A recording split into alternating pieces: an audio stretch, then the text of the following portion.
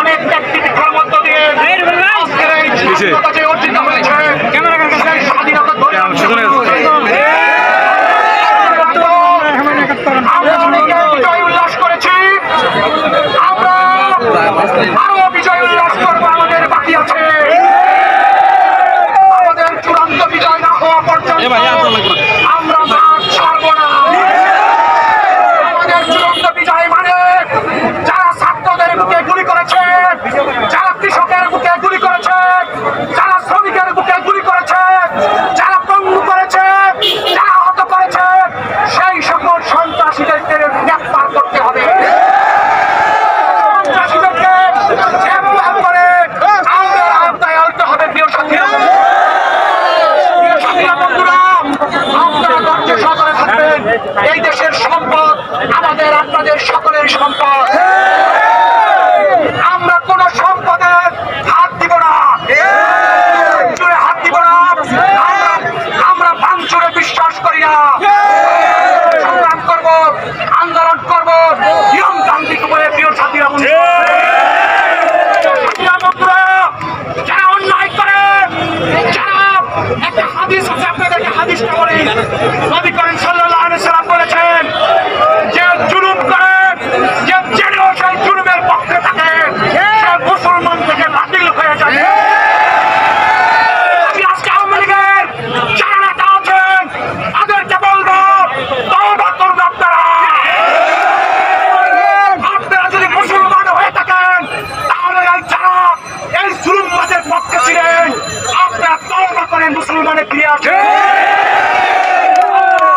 তওবাকারীকে পছন্দ করে। আপনাদেরকে বিভিন্ন ভাবে বিভিন্ন লোক আছে ব্যাপারে সবাই সজাগ থাকবে, সবাই সজাগ থাকবে।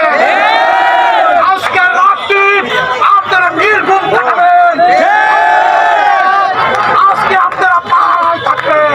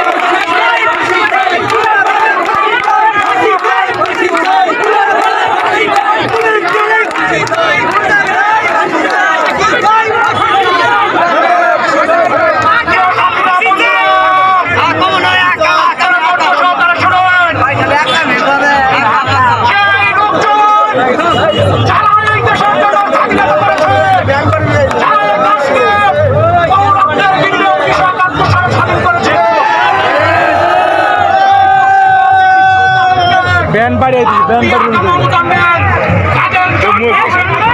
বাড়িয়ে দিই, ব্যান বাড়ি